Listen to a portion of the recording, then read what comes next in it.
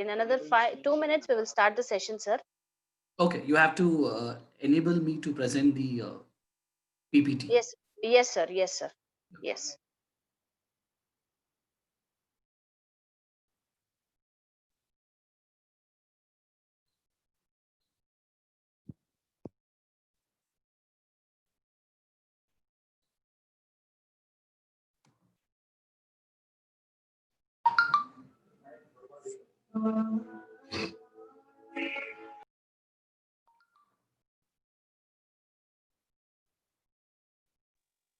Umer, sir. Now I think so.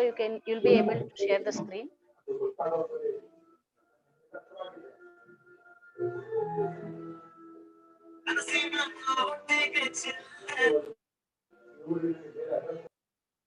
Okay, let me check. Sir.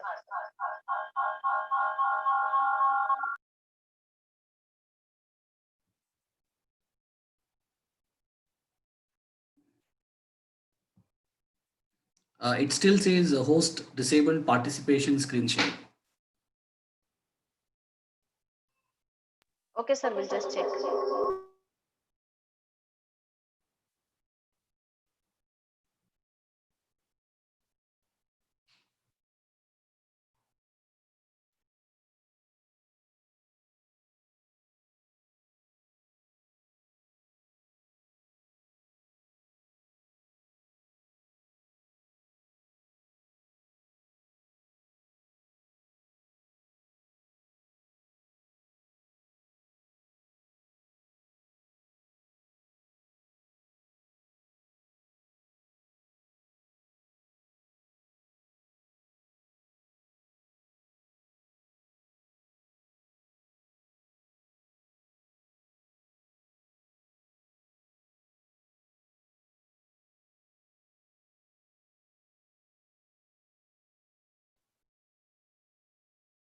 Okay, I think everything seems to be fine now.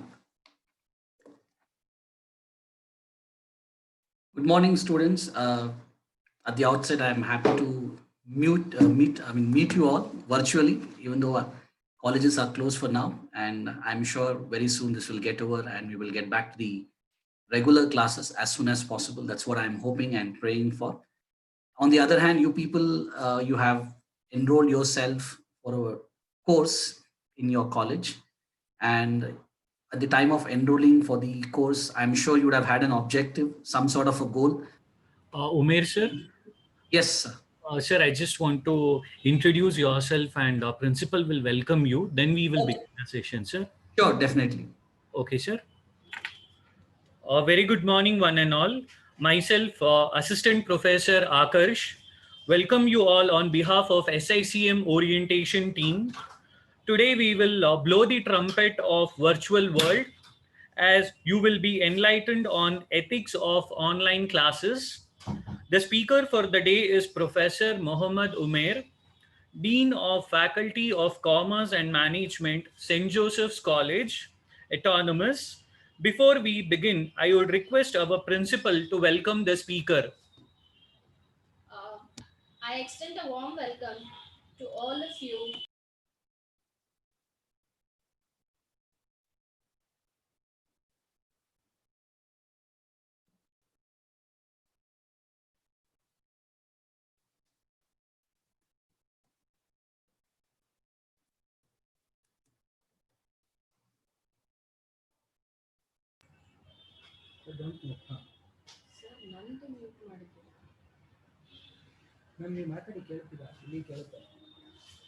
Yeah, today we have arranged a session to orient you on etiquettes of online classes. See, this is a topic, a current topic, which is very much necessary for all of us today. It is for teachers also and for students also. To have a smooth or conduct of online learning, okay, it is very important that we follow the etiquettes of online classes. Okay, so we have with us Professor Mohammad Umair, Dean of Faculty, Commerce and Management, St. Joseph's College, Autonomous. Okay, sir, I extend a very warm welcome to you. I extend a warm and inclusive welcome to all the students, parents, and faculties who have joined us today for this session. Over to you, Akar sir. Sir, can I start? I'm very much delighted to introduce Professor Mohammad Umair. Mohammad Umair is a Dean of Faculty of Commerce and Management at St. Joseph College, Autonomous Bangalore. He teaches finance and taxation courses for undergraduate and postgraduate program. He also teaches students of MBA executive program offered by St. Joseph Institution. Prior to his academic career, he has worked for several MNCs, to name a few: HSBC, ICICI, IBM, Cognizant, and Honeywell, in different domains like recruitment, operations, training, and finance. His passion towards the teaching drove him to education sector, and in a span of 10 years, he is recognized as a distinguished and committed teacher by the students and his colleagues. Muhammad Umair is also an enthusiastic researcher and has presented and published research papers in various national, international conferences and research journals. He is currently pursuing his doctoral research in behavioral finance. In addition to teaching and research, he has also authored books on marketing, international business, financial management, and income tax.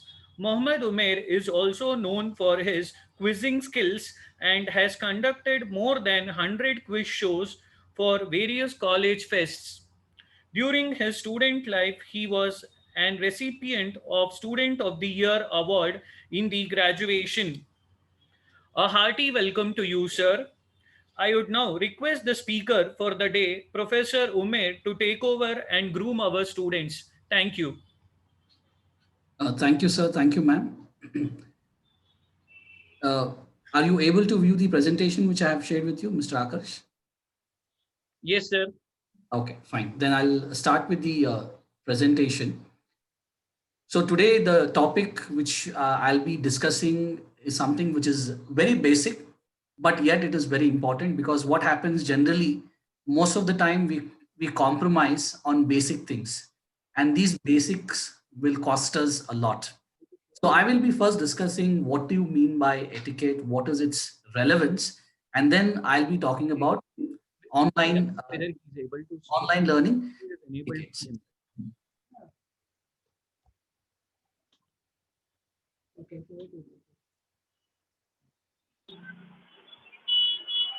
Umair, sir, you can share the screen, sir. You can Okay. share I'm the... getting a message: host disabled participant screen sharing. Now you can, sir. Please try. Right. Okay, I'll try now.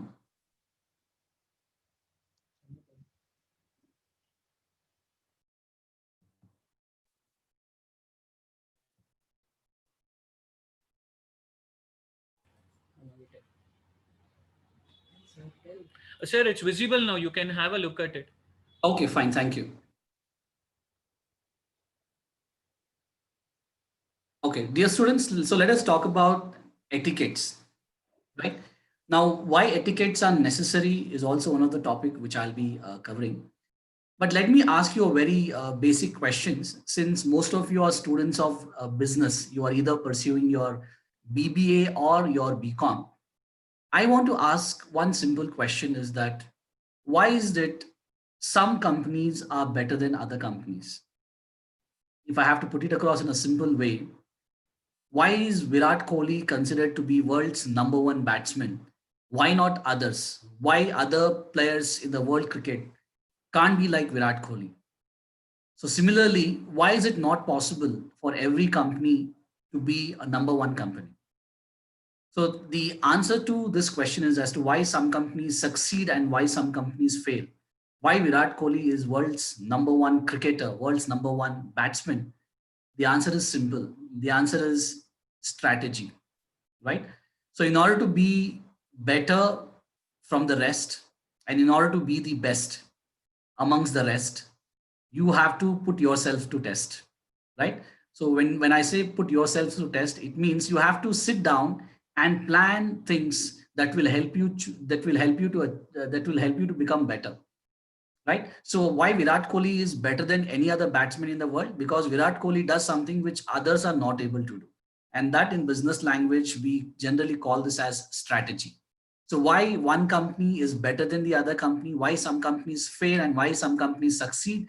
The answer to this question is strategy, right? It took almost 15 years for Airtel, which is India's leading telecom company, to become India's number one telecom company. It took 15 years. On the other hand, it took only 15 months for Reliance Jio to become India's number one telecom company. So it took 15 years for Airtel. On the other hand, Jio did it in just 15 months. So if I ask you a question as a student of business, that what did Jio did that Airtel took such a long time to achieve? The answer to this question is again strategy. So strategy means a set of actions, a set of actions that will help you to achieve superior performance, right? A set of actions that will help you to achieve superior performance, right? So Virat Kohli is doing some strategy he's using, because of which he remains a superior player in comparison with others. So this in business language is called strategy. So if you want to succeed in your life, you need to have some sort of a strategy. That means you need to have a plan that will help you to achieve your goal. So what is this plan? What are the elements which are part of this plan?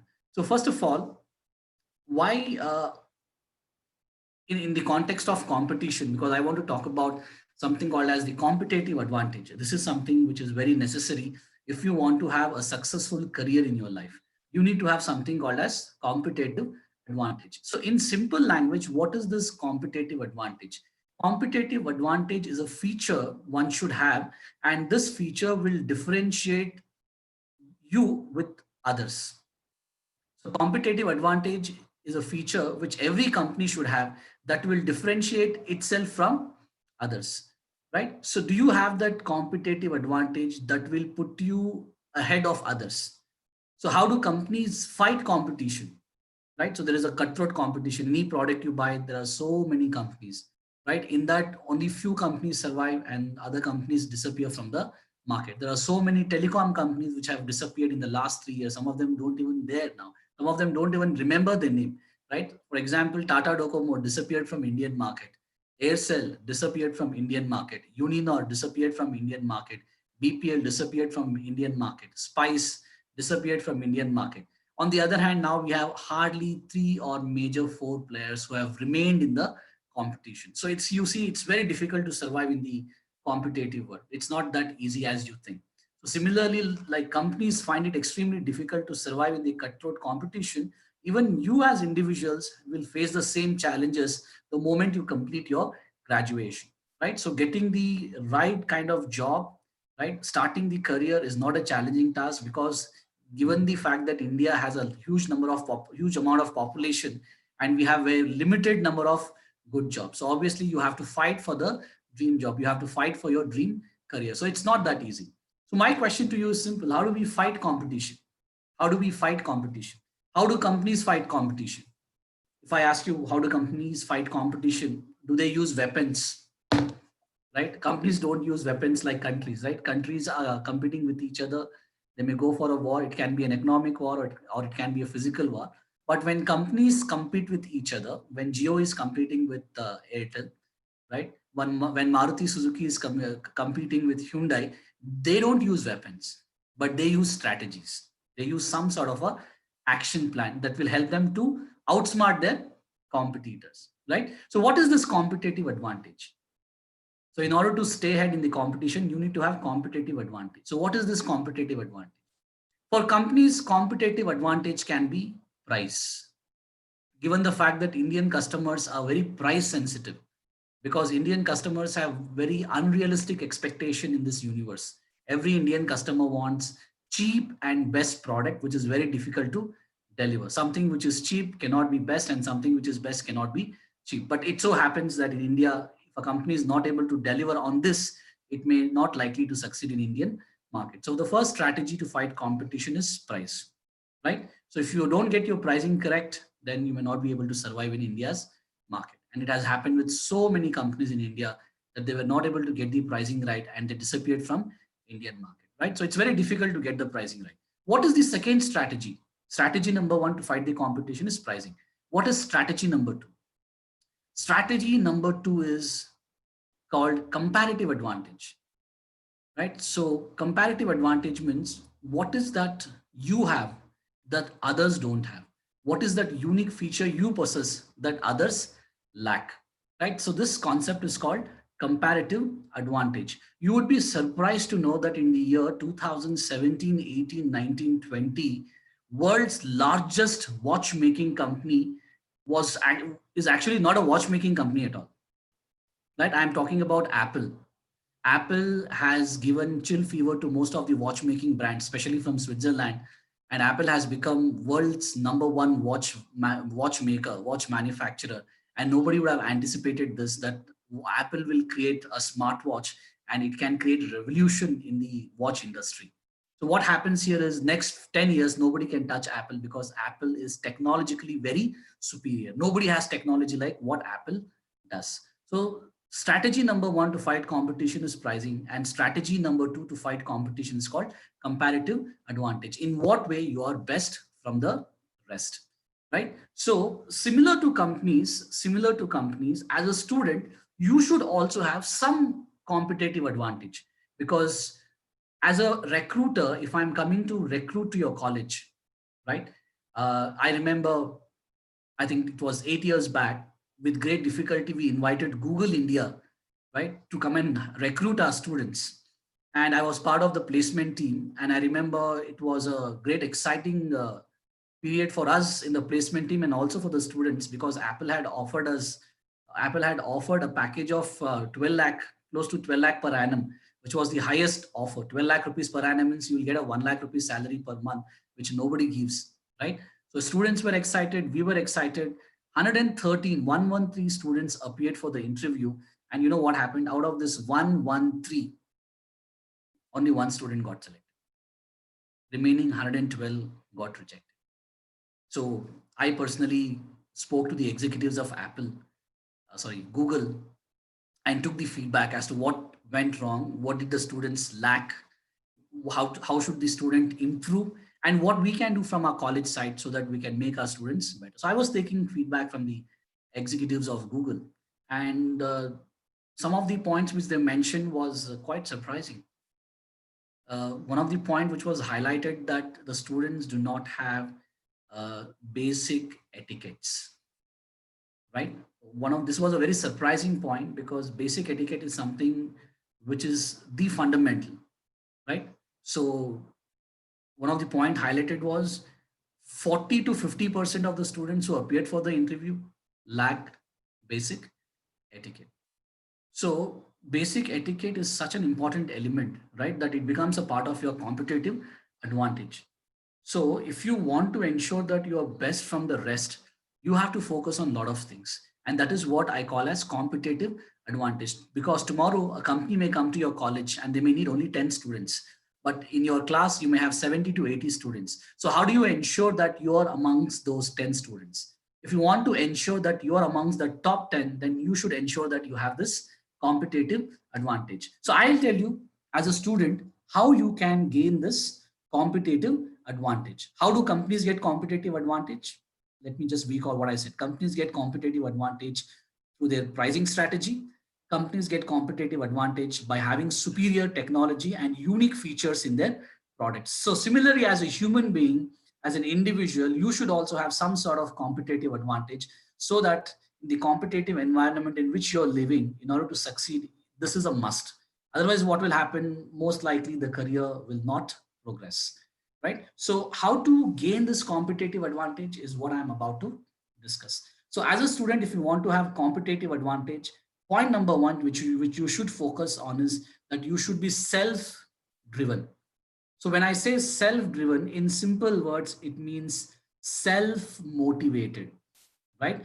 So self-motivation might seem a very simple word, but it's actually difficult, right? It's actually difficult to be self-driven, because motivation is required even for doing simple things. Getting early in the morning, also you need some motivation, right? Especially given the fact that it's raining badly in Bangalore, the weather is slightly cold, and getting up early in the morning and starting attending online classes is slightly a difficult job, but that motivation should come from within. A great author has said that nothing is interesting if you are not interested. So first you have to create an interest, right? Then only, if you don't have that zeal, if you don't have that interest of doing something, then what will happen? You will not be able to achieve anything in your life. So first you should be self-driven. There should not be any compulsion from an external force. Your parents, your teachers, your friends should not force you to do the things, but rather you should initiate from yourself. If things come from within yourself, what will happen? You will have more passion of, you'll be more passionate about doing things. But if it is imposed on you, what happens? You will not be interested. Even if you attempt that, you will probably do it very bad. So therefore, I always believe that in order to be best from the rest, in order to be a better person amongst others, you should have that self-driven attitude, right? So you should have that motivation that should come from within.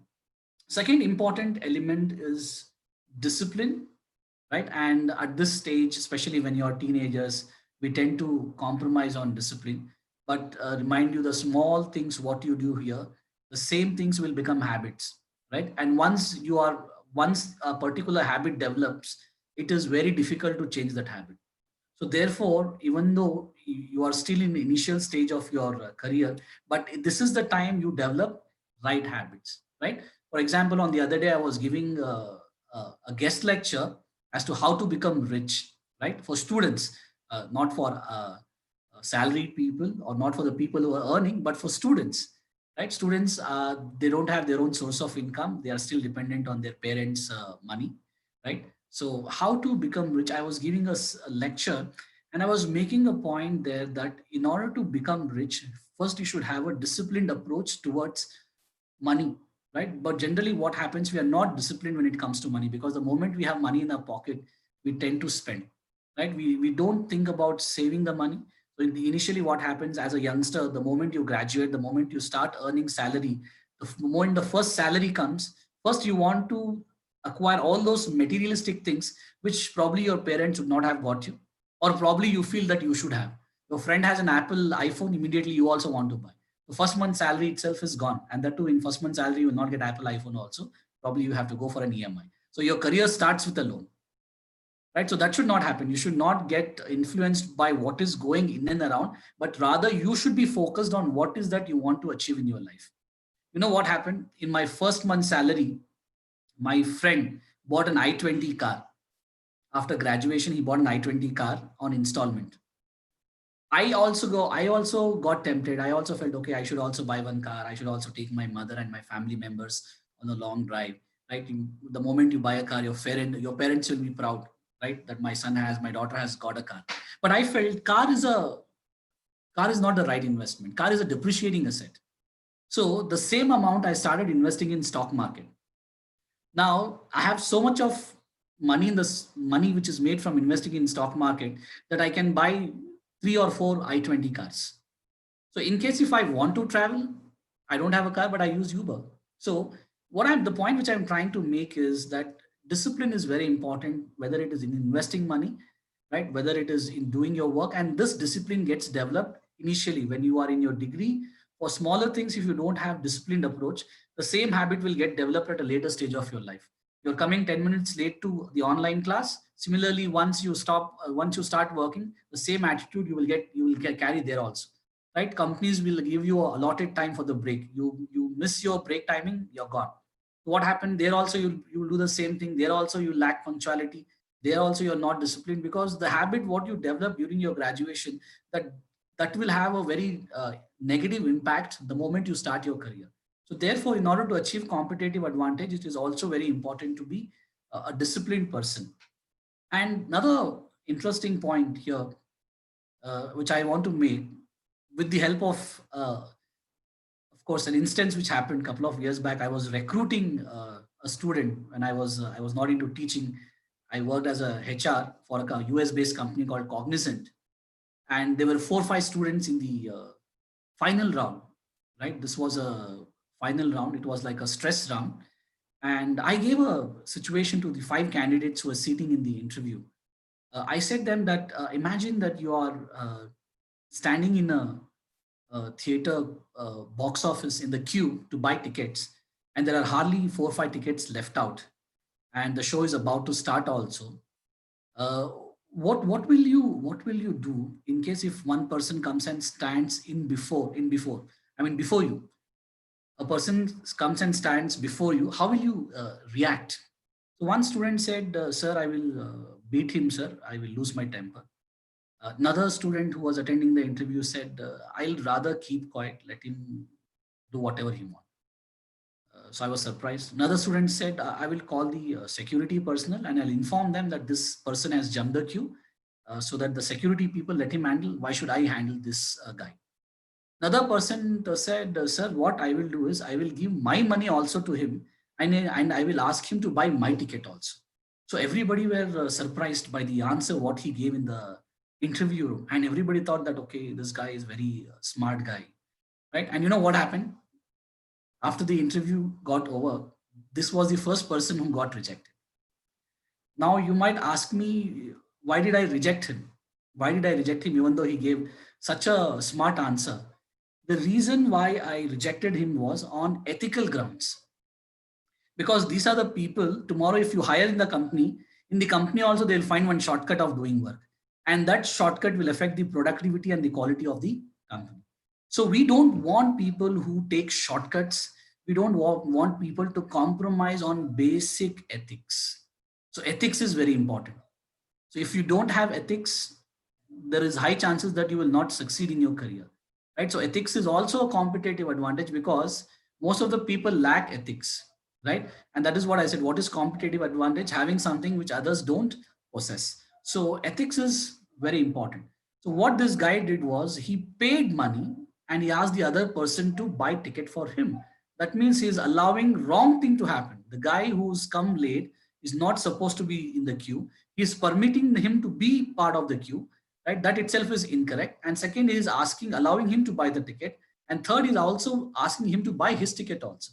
So even though the answer might seem very smart, but in the interview we ask such tough questions to see whether you are an ethical person or not. Because if you are a person who does not have basic ethics, you are not likely to be hired. You're not the right person to be in the organization, right? So how do you develop these ethics? There is one great author who said that ethics are not taught, but they are caught, right? That means by looking the things in and around us, we follow those ethics, right? So as a student, what you do is you look up to your teachers, you look up to your parents, to your siblings, and you grab those ethical qualities from them. So what I tend to see is, since I've been taking long online classes for a long time, I see some students who log in, but they are not there, right? So what happens in a 50 minutes class or a 55 minutes class, there are 80 students. For a teacher, it's very difficult for me to know which student is there in the classroom, which student is not there in the online classroom, right? Which student is doing what. Of course, in a physical classroom, to some extent, we can know, but not 100% accurate.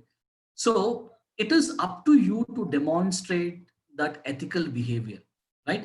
It is up to you to demonstrate that ethical behavior. So what happens if you get acquainted to unethical behavior now? Because I see some, so on the other hand, I remember 2 days back, I caught one student who was not there in online class, but he had logged in, right? But I used some technique to catch him, and I didn't give him any uh, coercive punishment as such, because I just gave him a counseling that this is not the right behavior. So nobody is monitoring you as such. We don't have cameras like Big Boss TV show at your home to see whether you're attending online classes properly or not. But it is up to you to demonstrate that ethical behavior, and that ethical behavior which you develop now, the same thing will follow for a long time, right? So it is very important that you seriously develop that ethical behavior from now onwards, right? And ethical behavior is developed by demonstrating small things, right? So another important point here to be noted is, in order to achieve that competitive advantage, it is very important that you have ethical behavior, right? So first point is that you should be self-driven. Second, you should be disciplined. And third, you should have ethical behavior. And the final point is that you should be goal-driven, goal-oriented. right? Sometimes what happens when I do career counseling, if I ask student, forget about career counseling. Recently, I was part of the interview panel. Students who were joining for MBA, MCOM. I was doing interview for those students, and when I asked them what is your uh, career goal, almost 50% of the students were not sure as to what they want to do in their life. So when you don't know what you want to do in your life, what will happen? It will lead to somewhere, right? Which a place where you don't want it to be or you never thought you would be. So that should not happen. You should know and you should plan your actions. It is a different thing that what you had planned may not happen the way you have planned, but at least you should have a foolproof plan as to what you want to do and what you want to become in your life. If you are not, if you're not setting goals for your life, what will happen? Your career will become directionless, and your career will be guided by somebody else. That's the reason I always tell students that there are two ways of taking decision in your life. First, take the right decision. Second, if you have already taken a decision and if you think it was forced on you, then you have to make the decision right. So either take the right decision or take the decision and make it right. So that's very important. So it is very important that to have the goal. So if you focus on these four aspects, one being goal driven, second, that you should have self motivation, and third, demonstrating ethical behavior, and of course you should be disciplined. If you focus on these four basic components, I'm sure you will achieve competitive advantage, something which I was talking about initially. Virat Kohli, right? These four things even Virat Kohli demonstrates, right? These four important things are very essential for the growth of your career. Now let me quickly reveal the basic definition of etiquette, which I have taken from the dictionary, right? So this is a dictionary meaning of what do you mean by etiquette. So here it says a set of rules or a set of customs, and these rules and customs, they control our behavior, right? So a set of rules or customs which we follow, and these customs and rule generally regulates how we behave. And particularly when we talk about etiquettes is purely in the context of group. That means the way we behave, the way we present ourselves in excuse me, the way we present ourselves in a group, in a society, in front of others, how we behave is called etiquette. Now we might think that etiquettes, what is the importance of etiquette? But even small etiquettes matters a lot. You would be surprised to know there is a protocol. That means there are a set of written rules as to how to do a handshake also. Now, who would have learned that what is the rule for doing a handshake? But there is, right? Tomorrow, when you work for big companies, they will teach you in the training as to how to do a handshake, which nobody would have taught you probably, right? So there is a protocol as to how to do a handshake. So for every thing we do in our life, there are certain set of accepted rules, right? So these certain set of accepted rules as to how we should behave in front of others is called your etiquettes. So what etiquettes is made up of is first customs and cultures. So etiquettes is a part of culture. And when I ask somebody what is a culture, the answer would be simple. That culture means a set of traditions, what we follow, a set of customs, what we follow, right? So this is called customs or culture. So especially when you are in the group, it is very important to know how to demonstrate yourself in the group, how to behave yourself in the group. It is better to learn, in case if you don't know, it is better to learn what should you do and what you should not do, generally called as do's and don'ts, right? They're very important. Something which you do in a classroom need not necessarily you have to do the same way of doing things in the uh, virtual classroom also. In physical classroom, the custom is that the attendance is taken by calling out the roll number. What happens? The teacher calls up the roll number and you answer. But the same thing can't be done here in online classes, because sometimes we may use an Excel or a link to give attendance for yourself, or a teacher might download the attendance. So notice what we follow in classroom need not necessarily the same thing needs to be followed in the virtual classroom, because virtual classroom has its own set of rules and regulation, right? So it is very important to get acquainted to these customs and culture, and being aware of these customs and culture will also help you to stay ahead of others. So this is also a point that gives you a competitive advantage. Now, I'll just give you some of the examples as to how important it is to understand these customs, which are part of your etiquette. Now, once uh, what happened, a Chinese delegate had come to our college from a Chinese university to visit us, and we had asked the manager to arrange for a memento. Generally, what happens once the visit is over, once these guests come and visit us from other universities, at the time of departure, we give them some sort of a memento so that they remember us, right? So our manager, he gave a nice memento, and what happened?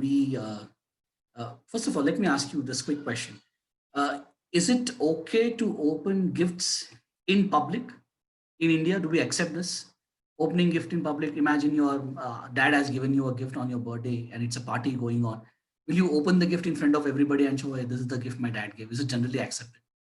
So every country has its own culture. In some cultures, it is okay to open the gift the moment the gift is presented to you in front of the person who has given you. In certain culture, it is not permitted. So we asked this person, the Chinese professor who had come, we presented him, but he was okay, comfortable to open the gift, right? Even though we did not force him, but he opened it. But the moment he opened the gift and he saw the gift, he had that bad expression on his face. So we were surprised that wow, what was the reason for bad expression, because the gift was good. It was a very expensive gift. So later, when I did a small quick research, I realized that what we had given was an expensive watch with college logo on the watch. And in Chinese culture, when you give watch to somebody as a gift, it means your time is over, you're about to die. So watch signifies death in Chinese culture. So people generally don't give watch as a gift. So unfortunately, our manager did not know this, right? And it ended up being an embarrassment for us. So this should not happen with you guys, right? So tomorrow you're going to work in a corporate culture, corporate setup, for which you have to get yourself prepared here itself in the college. And this preparation small things, right? So therefore, what I'm trying to say is that these etiquettes are certain cultural norms and customs which are followed. So being aware of this cultural norms and customs will help you to minimize the errors, right? So it is very good to know cultures and customs. So in today's class, I'll be discussing some of the important elements of culture which you should follow while attending online classes. I'm just telling you what is this culture and why it is important to follow the culture. What might be what you may think as good may not actually be good for the society's point of view, right? So that's the reason it is very important to know there's a difference between your individual behavior and the way you behave in front of the group. Individually, when you're alone, you can behave the way you want, right? But when you're a group, in front of the group, it is very important how you behave. It becomes extremely crucial, right? I'm sure you would have got scoldings from your parents when you would have given a bottle, a glass of water from your left hand, right? Generally in India, we don't use our left hand, right? For giving money or for that matter, for most of the things, right? Because in India, it is not considered to be good. So this is a generally accepted behavior in the society, which you may think, oh, what is the logic behind this? You may question this logic. But here in etiquettes, there is no point in questioning the customs. It is if the moment it becomes a normal nomenclature in the society, you have to abide by that. Next important aspect is behavior and attitude. Now, this behavior and attitude plays a very important role because this attitude and behavior will shape your personality for the next few years. So it is very important for you to develop the right attitude at this age, for which you should first know what are the types of behavior and if whether you're following the right behavior or not. Because in online classes, I see different kinds of behavior from the students. right? So what happens, a lecture focus is to complete the concept in an efficient manner and to ensure that the concept, what he is prepared, it is being delivered to the student and student understands the concept. But there are some other people who comes with different intentions. They don't come with intention of learning something new in the class, but their intention is to cause trouble to others. So while a lecturer is doing online content delivery, right? Even though we have all the privileges in the software to, we can find out who's doing and who has done something wrong, but still we don't do this because we have shortage of time. So some students, what happens? They will gain control of the screen. They'll write something on the screen, right? Because they feel some sort of excitement in doing all these things, right? So what happened, this excitement can be okay, but later if this becomes a habit, it can be a serious threat for your career. So you should know whether you're following the right behavior or not. So let me just quickly tell you different types of behavior, and which is the right type of behavior. You decide, and you do a self assessment, and you find out whether you're following that particular behavior in your online class or not. And this is not just for your online class, this is for your life, this is for your career. So the first kind of behavior is called uh, passive behavior. Now what happens in case of passive behavior, a person is more concerned about others rather than himself, right? And this generally happens. Let us say a student would have completed an assignment earlier than everybody else, but he's reluctant. He's thinking, okay, if I give assignment first, what others will think of me?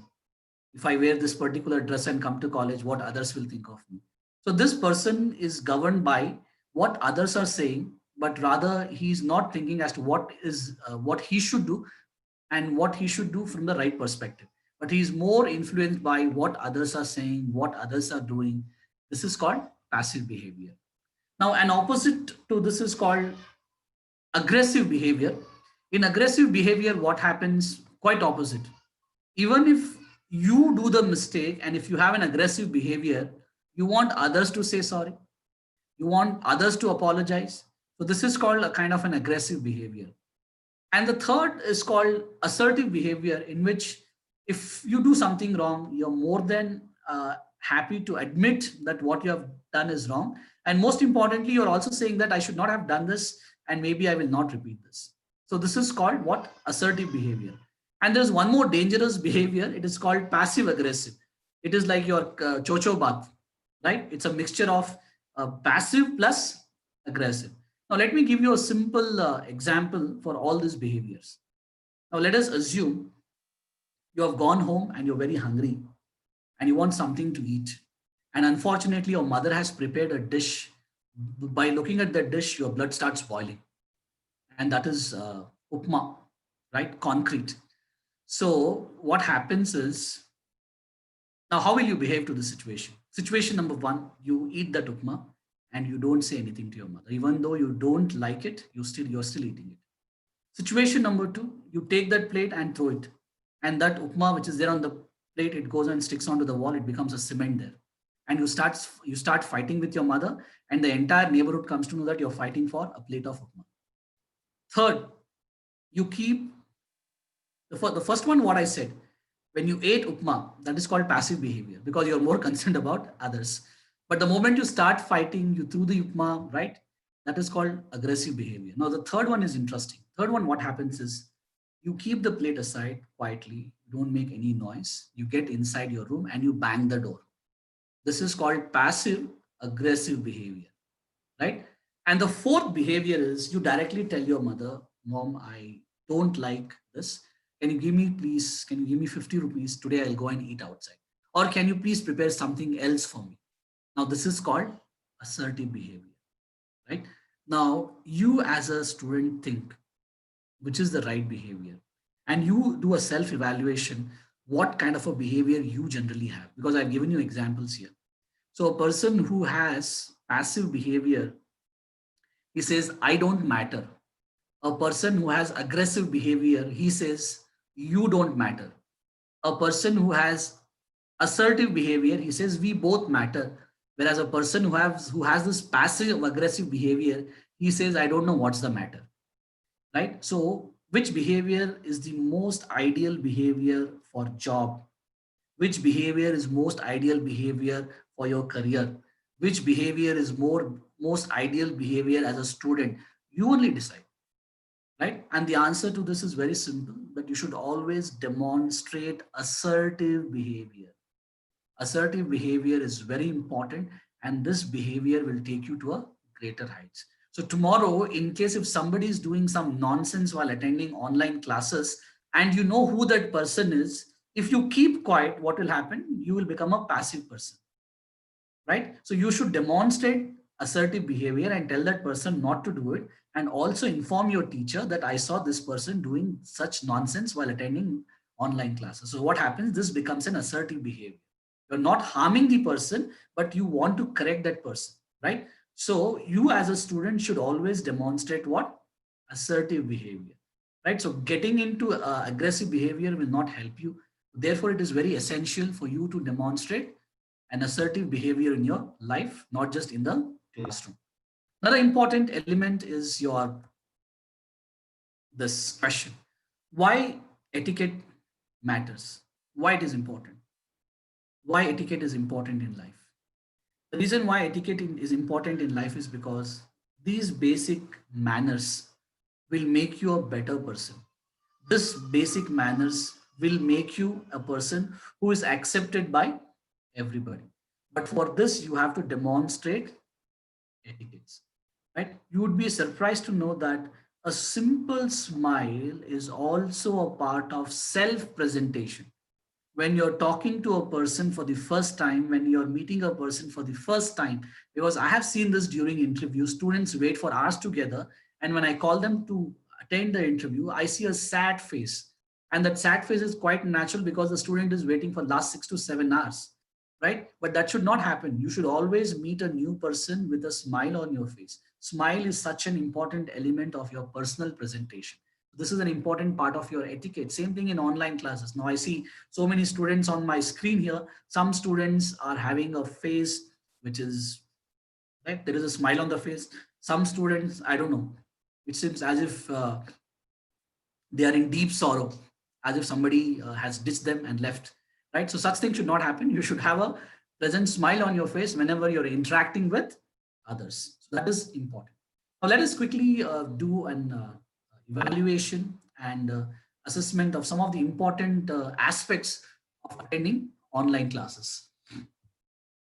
So first point, which is very important in attending online class, is that your sitting posture.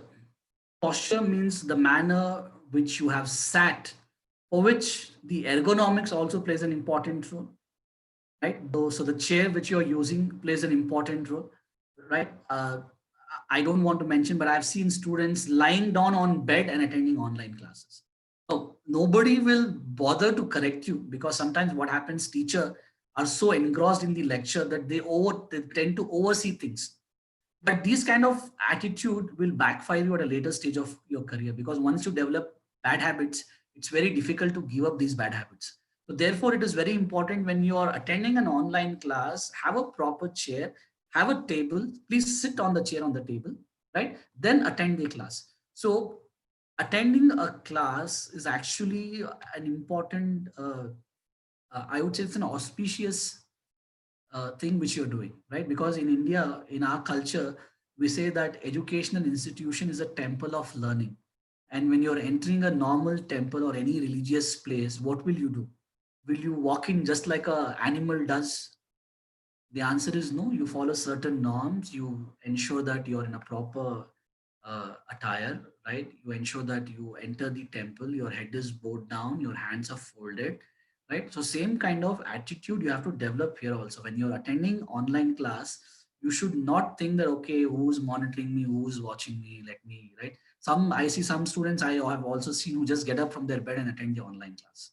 Just like that, right? Without grooming, without washing their face, without brushing, they just sit for the class. So that should not happen. Fine, you do it. Nobody will question you. But what I'm trying to say, this will become a habit and this will have an implication on your career. So when you sit, ensure that you're seated in a proper posture, proper seat you're using, proper table you're using. So this is also an important element. Next is the placement of the camera. Now, it so happens that some people do it unintentionally, but some people do it intentionally. The camera is placed in such a position that either, and on the other hand, I was attending an online webinar, and one of the person had placed the camera in such a way that I could see what is there inside the nose. Right? So sometimes we end up seeing funny things in online classes, but it is very important that you guys are very good with cameras. You're a tech savvy generation. You know how to take selfies, groupies, belfies, all this you do, right? So you know how to place the camera, right? You know how to use your mobile phone camera. So ensure that the placement of the camera is appropriate in such a way that your entire face and a certain part of your body appears properly on the camera. So don't place the camera in awkward directions and think that, okay, it's anyways, I'm attending. And some students will hold the camera like this, as if they're taking selfie and they'll attend the classes. So that's not the right way. Even though you're using mobile phone, some of you may not have laptop, no issues. So as I mentioned, use a table, chair, please place the camera appropriately, right? So this is also a basic manners of attending online class. Third is your appearance, right? So what happens is in marketing, no matter how the product is inside, but the first impression is by looking at the product's packaging, right? Same principle gets applied here when you're doing a self presentation, right? Kinder Joy, one of the reason why Kinder Joy is a very widely accepted product amongst the kids, it's not because of the chocolate which it has inside. It's not because of the toy what they give, but it's because of the packing. Right now, you see if the packing is so attractive, right, wonders can be done. So similarly, when it comes to you as a human being, you as a student should also ensure that when you're attending an online class, you follow a basic set of basic code, right, of presentation, which you generally follow in your college. Right, in your college, the way you dress up properly and come, the way you groom your hair, right, all these are also applicable in online classes also. So when you're seated for an online class, don't please sit in the night dress and attend the online class. As I said, no, even though the teacher might not be interested to tell you that why are you wearing your night suit and sitting for the online class, why are you wearing bathroom Hawaii chappals, right? But these are all important for self discipline. As I said, successful people are self-driven. Discipline comes from within. So therefore, when you're appearing for the online classes, ensure that at least you have proper attire, you're wearing proper attire, right? Your hair are groomed, right? And you are presentable, right? So then don't get away straight away from the bed and sit for the online class. So ensure that you're groomed and you're neat, you're clean, right? Well dressed, and please sit for the online class. The moment you develop these as your habits, what happens? This will stay you for life. So therefore, it is very important to start now itself. And fourth important aspect is the resources. So before attending the class, please check whether you have all the required resources. So when I say resources, it can be your technological resources, which includes your laptop, or it can be your mobile phone, right? Ensure that your mobile phone mic is working, your mobile phone camera is working. Ensure that your network coverage is good. In case if you have a signal problem, please change the place, right? In case if the problem persists for a long time, please change the network also. There is nothing wrong, right? So these are very important online resources, right? Ensure that the app what the college is using, it can be Zoom or it can be any other app for that matter. You have the latest version of that app, because sometimes what happened, you would have installed the old version, and after an update the company would have done, you might not be able to use the app in an efficient manner. So please ensure that the application what you're using is also up to date. But it does not mean that you go and force your parents to get you a new latest mobile phone, right? Because the quality of successful people is to use existing resources and to make the best out of those existing resources, right? Few days back, few months back, my camera was in my, sorry, my laptop was in my college, and I was totally upset because I had to attend a very important international webinar, and unfortunately I don't have a camera because my desktop at home does not have a camera. Then what I did, I watched a YouTube tutorial as to how to use your mobile phone as a webcam and how to use your mobile phone as a microphone, and it worked out to be wonder, right? So if you don't have a proper laptop or a mobile phone, does not mean that you go and tell your parents that no, buy me a latest, but rather think how you can use your existing resources to best possible manner, right? So that is a very important quality of a successful person. How do you use your best resources, right? Available resources. And these are some of the tech resources. Now, as far as other resources are concerned, I always tell my student that whenever you're attending, especially a class, whether it can be practical, if it is a practical numerical class, please carry a calculator. If it is not a practical numerical class, please have a notebook, make a note of lecture notes, right? Because these are basics, and these basics will really help you while taking up your end semester examination. So please ensure that when you're attending online classes, you have all the resources at your disposal, and please arrange these resources few minutes prior, after attending on, after logging in, searching for the calculator. All this is not acceptable. So make an arrangement of these resources well in advance so that the moment you appear for the class, you're totally prepared. Next, handling crisis. When I say handling crisis, it can be anything. First, your mobile phone, something has happened to the screen, it's not working. Internet is gone. All of a sudden, electricity is gone, right? Exactly at the time of logging in, update is going on. System is updating itself. So if in case if you end up in landing the crisis, please do not trouble others. Especially do not trouble your teacher saying that messaging. I see a lot of students message on WhatsApp. Sir, my internet is problem. I cannot attend. I cannot attend. So in case if there is any problem, please try to handle those crises. If there is no other way of alternative of sorting out the problem, later please personally talk to your teacher and tell your teacher that yes, there was an internet issue, there was a power cut. I'm sorry, I could not attend your class, and please don't demand the attendance. Ma'am, please, you should give me attendance. It is up to the discretion of the teacher, but do not force. That is also not a good etiquette, right? So please tell your issue politely, right? Humbleness is very important. Getting things done is very important. And a very good example, I'll tell you, your tone when you're talking to others is very important, because even though you may say a good advice, but in case if your tone is not correct, it can be taken as negatively, right? Have you been to shopping malls? Some people will put up a board: you're under observation, you're under surveillance, you're being watched. So this statement actually scares me, right? As if somebody is going to attack me. But some supermarkets are very smart. You know what is the message they put up inside their store? Please smile, you're on CCTV. The message is same. The message is to warn the customer that you're being monitored. But the way it is being put across, you see what is the difference. So there is a big difference in the way you put things across, right? So this is something which you guys have to get acquainted to. Right? So in case of any kind of dire situation, don't get panicked, right?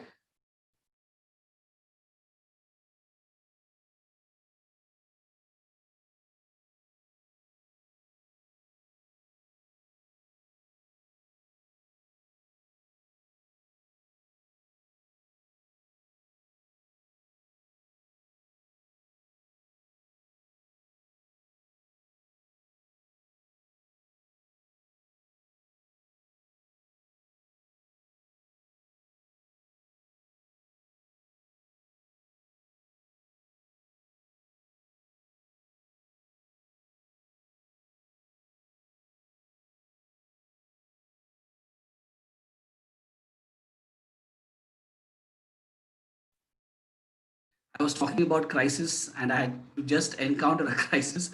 There was no uh, charger, right? There was no battery in my life, so I had to quickly get connected, right? So crises are common, right? But don't get panicked, and don't get angry. So crises are quite common, and this is the way you handle the crisis. If net is not working, right? If your laptop, mobile is not working, don't get panicked. Handle the situation, and please immediately see, information is important. If you're not able to attend the class, please tell your teacher in advance, or during the class, don't disturb. Later, you tell this was a problem, so I could not attend. Right? Your teacher will not give you TC as such, right? So this is a very important aspect of attending online classes. Now, some of the other concept, and this is from the viewpoint of teachers also. For see, the online system of classes is quite new for everybody in India. It is new to teachers, it is new to students. So content delivery might be slightly different. In classroom, generally teacher has the freedom to use projector, the teacher has the freedom to use board, right? Depending on the subject what the teacher is teaching, teacher can decide different teaching aids. But here in online delivery, teacher may find it difficult explaining balance sheet, working out a balance sheet on a PowerPoint is slightly difficult.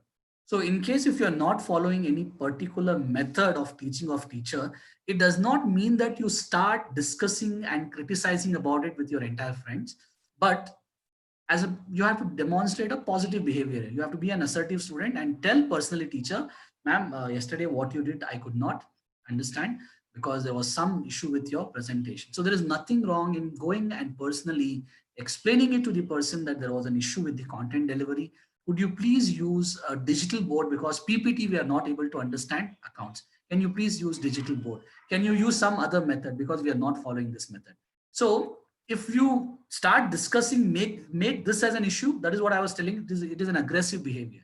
If you keep quiet, that is also bad, because teacher will think that students are following her concepts, but you are not actually. So being quiet is also not good, and being too much aggressive is also not good. So it is better to directly tell the teacher that the concept they are not following because of online teaching. This is the issue. Please bring the issue to the notice of the teacher so the teacher can make necessary correction in the content delivery. Now, student participation here, large number of students are attending online classes, and some students, what will happen, they have the tendency of texting each other, right? And sometimes what happens, we allow students to put up messages on the chat box. So it does not mean that you take an advantage, right? Because you should know when you're participating and when you're there with the group, what kind of message needs to be sent, right? And I see some students sending unnecessary message. Good morning, sir. Good morning, ma'am. So imagine 80 students will send good morning 80 times, the message will come on the app. So certain things which you do in the classroom need not necessarily you have to do in the online class as such, right? And since there is no scope of talking to each other in online class, so it doesn't mean that you keep sending the messages unnecessarily. So unnecessarily messages should also be avoided. And in case while explaining the concept, now first of all, what is classroom participation? Students generally think that classroom participation means going and sitting in the class and getting the attendance. Attendance is not given for your physical presence in the classroom. Attendance is given when you participate in the class. And how do you participate in the class? First, you should try understanding what the teacher is saying. Second, you should make sense as to what the teacher is saying is correct. And is it practical? Third, you should ask questions. You should question what the teacher is saying, right?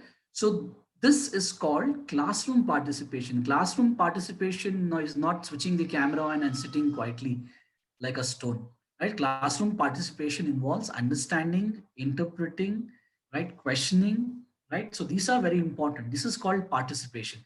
By merely switching on the camera and sitting in front of the camera is not participation. So you should be actively involved, right? So if a teacher is teaching the concept, you should know what is the benefit of that concept. Why am I learning that concept? So in case if you're not able to find the concept interesting, you can obviously tell the teacher that, no, I'm not able to make sense of what you're explaining, ma'am and sir. Can you please tell me, explain me from a different dimension? So it is always okay to talk to the teacher if you're not understanding, rather than being quiet also in the class, right? So participation means your involvement during the class. Now, as far as assignments and tasks are concerned, now most of the teacher will give you assignment also online. Now, it does not mean that since the assignment is given online, you just cut, copy, paste the content and submit the assignment, which is totally unaccepted, because one of the important challenge that most of the Indian graduates have after completing their graduation is that they don't have reading and comprehension skills, basic skills. Even now, if I ask a student to introduce yourself, student thinks 10 times, what should I introduce about myself? If I ask you to write a paragraph about how pandemic has affected the business in India, right, you will get a shock of your life, right? Not most of you, but some of you may get. That's because whenever an assignment is given, you don't do assignment with an objective of learning something, but rather you do the assignment with an objective of mere a formality. Because teacher has given me assignment, I have to do it for marks. So that should not be the attitude. The attitude of any assignment is to learn something which is practical. The assignment is given with an intention of not giving you mere marks, but for you to ensure that you're learning something, right? And whenever you're searching content on internet, right? See, in the information is available everywhere in the internet. It is matter of few seconds to just copy and paste. But This copy and paste might help you now, but tomorrow when you go for an interview or when you take up competitive exams and when you're asked to write or speak, that is where you'll find it extremely challenging. So there is nothing wrong whenever an assignment is given by a teacher. Please refer all online sources. Please read content. Please watch videos. But when it comes to writing the assignment, please don't copy paste. Watch videos, read, and write in your own words. Even if it is not 100% correct, it's okay. But at least you are making an attempt that you are trying to learn something new and you're trying to write something on your own, right? But generally, what happens? Copy paste, very easy way out, or taking the assignment from the students. So that is not accepted. So assignment has to be taken a little more seriously online, right? And when it comes to submission of assignment also, there is a due date, right? So teacher will tell you how to submit the assignment, whether to upload the assignment on the application or whether to email the assignment. So ensure that you follow the instructions of the teacher, and the teacher will tell you what are the criterias, how many marks for what, right? So you have to be a little more careful when it comes to completing your assignments and tasks. And assessment, since most of the online classes, some sort of assessment is a part of your curriculum, which the university mandates, your continuous internal marks, your CIA marks, marks which are given for your assignments and sometimes tests, midterm exams. So this might not happen physically now because you're no longer writing in the answer sheets. You have to do it online. And a very widely used method of assessment online is your multiple choice questions, right? So multiple choice questions might seems very easy because question is also there, answer is also available. It is just that you have to tick the answer, but it's not as easy as you think. In fact, I would say writing a descriptive paper is 100 times much easier than writing an MCQ question. And that's the reason why most of the competitive exams across the world are in MCQ format, because it's not that easy. So tomorrow, when you're learning a new subject, when you're learning new concepts, ensure that you also focus on MCQs. Probably your teacher will also train you how to answer multiple choice questions. So your assessment might be different. Some of the teachers may also ask you to do an online presentation in front of the entire class. So you should be prepared. You should never miss an opportunity, especially when it comes to assessment and performance, because it is in the classroom you do mistakes and you learn from your mistakes, right? So, and you're getting an opportunity to present yourself online, right? So that should also not be missed. Now, finally, I just want to give some guidelines for you people. Now, uh, we have just discussed some of the important four components. These four components are for teaching and learning, right? For creating conducive learning environment. Now, these are some of the general expectations which all the teachers have from you, and these are normal etiquettes which you need to be followed. And you can see there's a wonderful quote also, that discipline is the bridge, and it is the bridge between your goals and your accomplishment. So you have to construct that bridge. If you don't construct, probably you will not be able to achieve what you want in your life. So these are some of the basic guidelines. First guideline is do ask questions. But see, asking question might sound very easy, but it's not that easy, because a lot of students think, oh, if they ask question, others will notice them, right? So don't think that is called passive behavior. That's the reason I said first try to get the right behavior, and the right behavior is assertive behavior. And please ask right questions, because generally students ask questions which are not actually benefiting them, right? After I explain you the difference between, right, IFRS and Ind AS, after I explain you the difference between a foreign accounting system and Indian accounting system, right, you should ask me questions. Ma'am, Infosys is an Indian company. Should they maintain their books of accounts under IFRS or under Ind AS? Instead of asking a relevant question, what kind of question students ask, ma'am, for how many marks it will come? Whether it will come for 2 marks, 10 marks? No, such questions are not going to help you, right? So whenever a concept is explained, ask right questions and take the right inputs from the teacher. But there are some students who ask too many questions, and every time they will only ask questions, especially in the online classes. When I say the students, okay, you can go ahead and ask me questions in the last 5 minutes, they will ask repeated questions, and this will what this will do is it will not give chance for others to answer, right? And it is also irritating at some time. So ensure that when you're asking questions, there are other people also who want to ask. You are not the only person who has all the questions in this universe. Of course, some of the questions you have, may others also may have the same question, right? So don't dominate the question and answer session. Ensure that your friends are also getting a chance, and please, you also ask questions. And attempt to find answer on your own. So what happens generally when we give assignments? Very easy way. If I give one question to solve in accountancy, what will happen? Easy to take the answer from my friend and give it to the teacher. So that should not happen, right? So first you try on your own. If you didn't find, please take the help of your teacher or take the help of your friends. But don't blindly go for the easy way out of taking the answer solution from your friend and giving it to the teacher, right? A lot of assignments we give online to ensure that you're engaged, right? So please, whenever an assignment is given, whenever a task is given, try to do it on your own. So this is where you display ethical behavior. And please respect your classmates also. Generally in classrooms we find there is a groupism, right? One student does not like asking question, one student always interferes when other student is asking questions. So that should not happen. You should respect your friends, and this mutual respect will help you to have cordial relationship with everybody in your class. You may not become close friend with everybody in your class, but you should have some sort of decorum that needs to be followed. You should respect each other, right? Even when you are conversing, when you are having chats in your online classes, ensure that you are not using inappropriate language, right? So mind your language.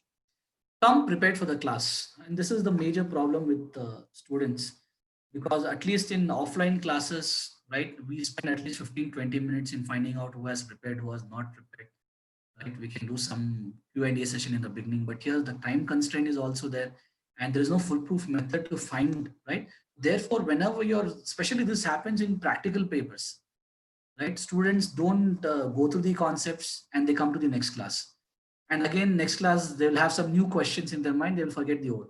So whenever you're coming for the class, come prepared. When I say come prepared, please go through previous concepts and concepts which were already discussed. If you have any doubts, don't keep that doubt to your mind. Immediately clarify that doubt in the succeeding class, right? So this is what I mean, come prepared for the class. So know and revise your concepts and come back. Don't blindly attend as if you're attending the first class today. Even if you are absent, you are not able to attend online class on few days, please follow up your friends and find out what was done in the classroom, and find out if you are not able to understand those concepts, you please ask your teacher, right? So without preparation, coming to the class is not a good sign, right? And socializing with other friends, right? So don't make your online classroom platform a Facebook or a WhatsApp, right? Of course, socialize, but you should know which platform to use for what kind of socialization.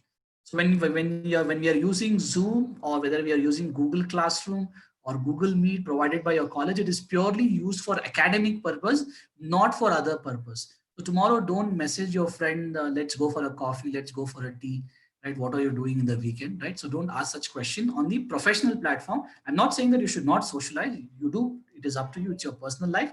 But know where to ask and where to do what kind of socialization, right? That is important. And check your emails, your what's in case if there is a WhatsApp group of your class, check for the updates, check the application given by your college, check for the notification, because sometimes a teacher might be absent, and instead of that teacher, some other teacher might take up your class. So please have an update and please follow the notifications, which are very important. And punctuality, yes, punctuality. I don't have to talk because this seems to be a very frequently discussed concept right from your school days. Your teacher has been saying, right, that you should be punctual, you should be on time, right? I don't have to repeat the same thing because now you have grown up. Now slowly you should ensure that you become a true professional, right? You have time sense, you value time, right? So the moment you start valuing time and plan your time from now onwards, you can achieve wonders, right? So plan your time, have punctuality, have be disciplined. Do you know that your online classes from a particular duration? So use that time, and your free time also ensure that you're not wasting it, right? So these days you have so many free online courses, right? There are so many free online courses offered by Ministry of Human Resource Development.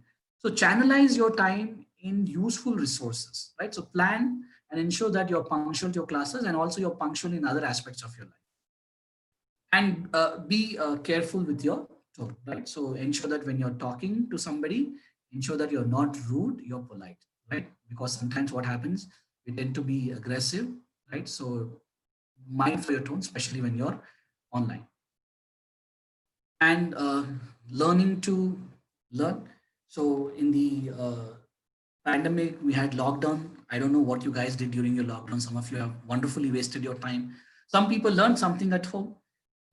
I personally did a lot of online courses, and I also encourage my students to enroll for free online courses to ensure that you're not wasting your time, right? So you decide how you want to channelize your time, but don't waste it, right? I also encourage students to take up online internship, because next 3 years you should plan your activities in such a way that the moment you become a graduate, the moment you complete your graduation, you should not find any difficulty in finding a good job and settling down in your career. And this is only possible if you're disciplined, and if you follow some of the basic etiquettes what I had mentioned in today's class.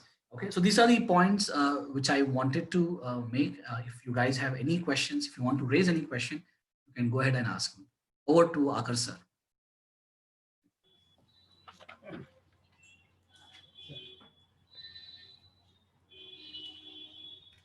A cordial thanks to you, sir. A cordial thanks to you, sir. It was an amazing session. I am confident that our students will inculcate ethics and etiquettes of online classes. You have geared our students and made them mentally prepared for online classes. I am sure that our students will follow the sitting posture, effective camera placement, and adhere to your student participation instructions. I heartily thank you, sir. I would also render a hearty thanks to our principal for providing us this opportunity. I would also thank our IT team, Professor Bharat PN and Dilip sir, for their continuous support. Last but not the least, I would also thank our students for their active participation. Thank you, everyone.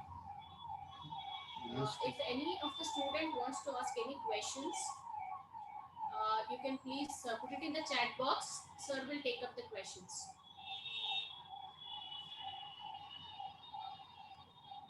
Umer sir, Okay, so there is one question which has come up from Sri Lakshmi, and she wants to know how to be self motivated, how to be a self motivated person.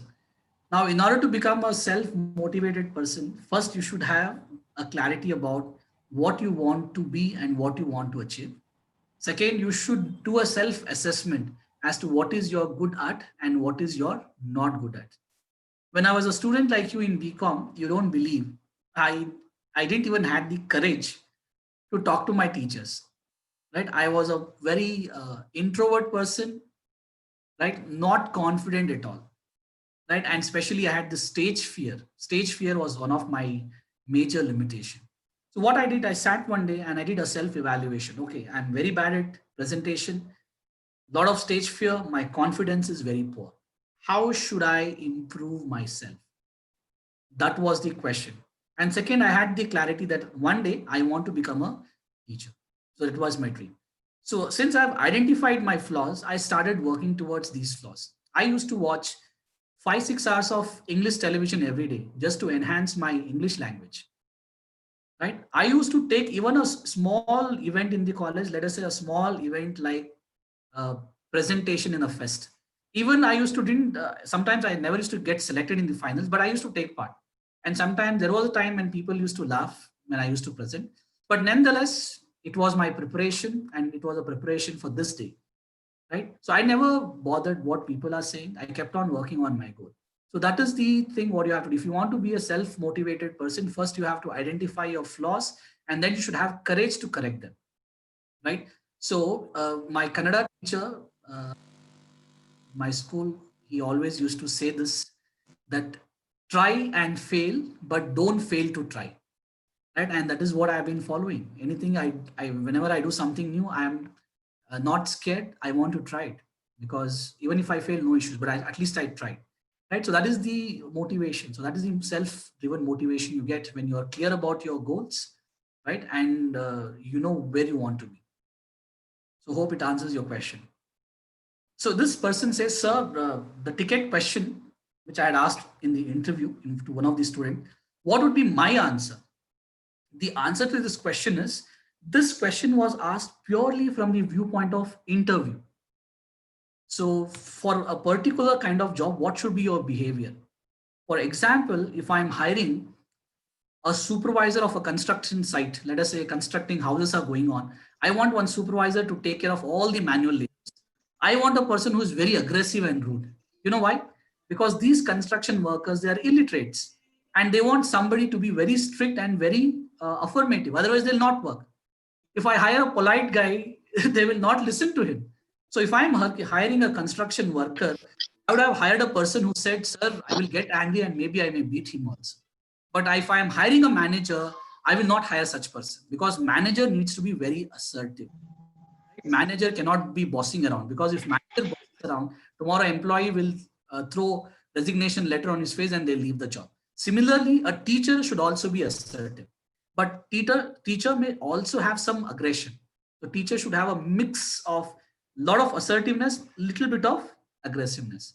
So which is the right behavior? That depends on the job for which I was doing the interview, right? So there is nothing called a perfect answer for that particular situation. It all depends on the type of job for which you're being selected.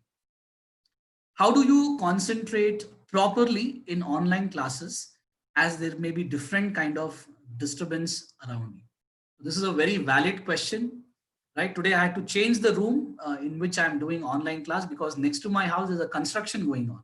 And it is so irritating. Exactly, the construction starts at 9:30 a.m. in the morning. And that is when we have most of the online classes. So I had to make an arrangement. So how do you concentrate? It is very, I will not say that things will not disturb you, but you have to be focused, right? You have to be focused, for which you have to be mentally prepared. And this preparation happens simple. I'll give you a very simple example. Let us say you're in the classroom and your teacher is dictating some notes. For how long will you write the notes in the class? 15 minutes you will tolerate, after which slowly blood starts boiling. You will tell, oh, when she will stop, when he will stop. After half an hour, one of you will say, sir, ma'am, sir, ma'am. Sir, ma'am means teacher should stop. That is your signal. After 40 minutes, one of you will directly say, sir, we can't write. But in the examination, how long will you write? Even if we give you 4 hours also, some of you will take 10, 20 additional sheets and write. In exam, you're okay to write 3 hours continuously. You don't mind anything. But in the classroom, you can't write for more than half an hour. You know why? It's all about preparing your mind. In examination hall, you're mentally prepared that I should sit for 3 hours. But in case of classroom, you're not mentally prepared for writing continuously 3 hours. So that's the difference. So when you're sitting online, same thing gets applied. Irrespective of the disturbance in and around you, you should ensure that you're staying focused and you should focus on what you're doing.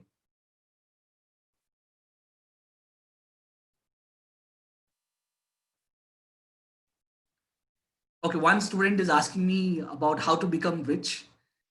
And he's citing that I was telling about stock market. But anyways, it's a different topic. Maybe in your BCom and BBA, you have subjects like stock and commodity market.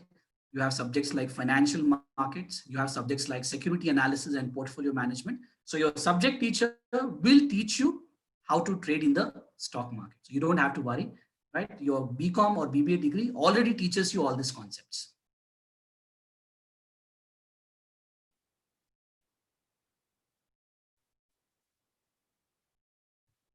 So one of the student is also asking me a very valid question. And this question is of handling stress. And recent few months back, one of my student did not take up her, one of the student did not take up her exam. I think it was a PG student. And I got to know that the student had suffered a trauma of being alone during the lockdown, right? So such things also do happen, for which you can take the help of meditation, right? Yoga is there. You can also take the help of prayer. Though this might sound little awkward for you people, right? Some of you may not believe in all this, but trust me, it does helps, right? Meditation, prayer, right? It will help you to improve your concentration. So that is also possible. That's the best way of beating the stress. And recreation, right? So some of you find it right exciting watching movies, watching television, being on Facebook. So some recreation, some socializing will also help you to uh, beat the stress, right? So you follow your own technique, whichever is more convenient to you. Some people take the help of prayer. Some people do meditation. Some people watch television. Some people watch movies, right? Myself, I watch a lot of movies, right? So that's my way of beating the stress, right? Sometimes I spend a lot of time with my family members, my children. That is also a way of beating stress, right? So each one of you have to develop your own way of handling the stress. How to handle failure? How to handle failure? It's a very tough question, but it is easy also, right? How to handle failure is that you have to challenge the failure, right? When I attended my first interview, I failed. And I was disappointed because all through my student career, I have been a successful student getting good marks in the examination. I attended my first interview of my life, I failed. And I was so upset. So what I did, I attended second interview, I failed. I attended third interview, I failed. Five interviews I continuously failed in my life. And there was a point wherein I logged myself and I said, I will never attend interview in my life again. Because facing failure is so difficult because it will throw you under depression. And to come out of the depression becomes very difficult. So what I did again, that is where I said self-motivation is important. So one fine day I said, okay, even if I fail 100 times, I will try. I will not give up.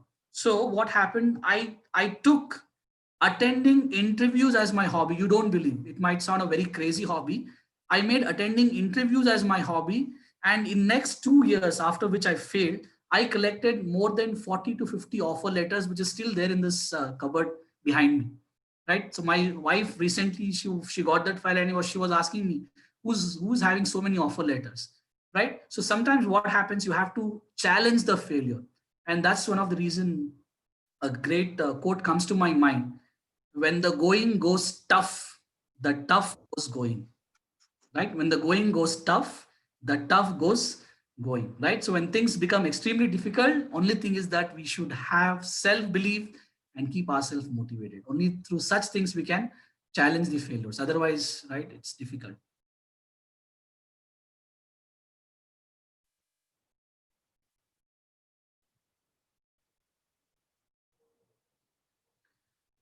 Okay, so some of the questions about attending interviews, anyways, in the final year, if time permits, I'll have a session with you. How to face interviews, in that I will discuss.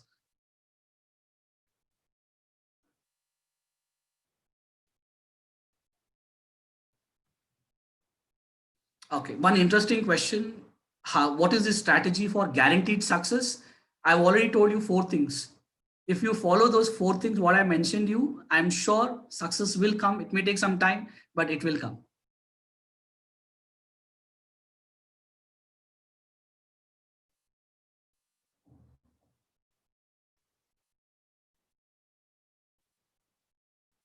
If you are planning to do CA and BCom parallelly, it's a very good option, right? But uh, traveling on two ships has its own disadvantage. So you should ensure that you balance your time management is important. You should not say because of my CA, my BCom was not good. And you should not say because of my BCom, I could not manage CA. So if you have taken the decision of doing both, then you should give your time also. CA is all about commitment. So committing your time and committing your efforts. So if you're doing both CA and BCom together, well and good. It is just that you have to stay committed.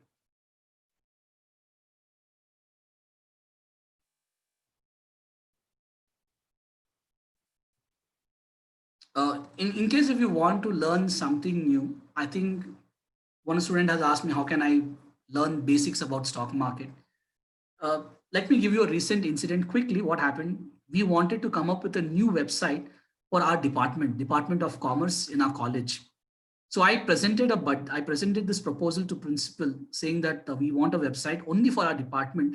Principal said we'll do it next year because this year's budget we are already done. We have already closed the budget. Next year we will have a website for your department. But I wanted it immediately because we had conferences, seminars, so many activities coming up.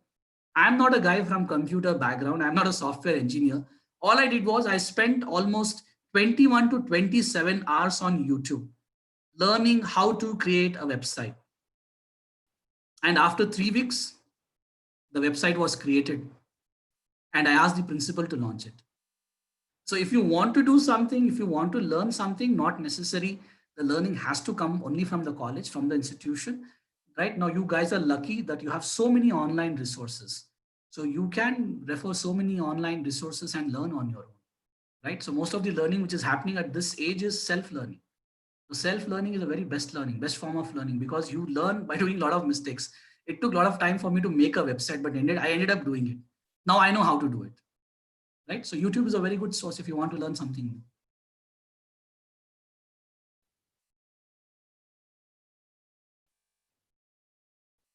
Akar sir?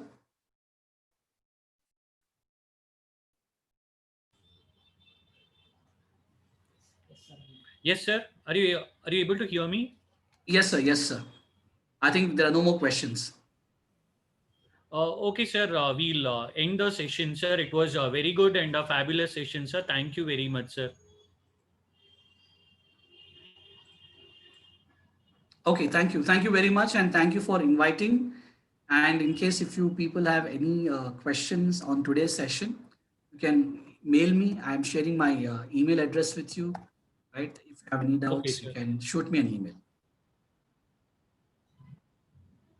Sir, we expect your constant support to us. Anything we will get back to you, sir. Our students also will mail their queries to you. Sure, sure. Thank you. Thank you very much. Uh, I would like to thank Mohammed Umair sir for being with us for this online etiquette session. Sir, students have a lot to take from this session. I hope all the students have enjoyed this. I would also like to thank all my students and parents who are watching this session. I thank all the faculty members who have helped out to conduct this orientation program on online etiquettes for classes. Thank you one and all. Thank you. Thank you, Thank you sir. very much.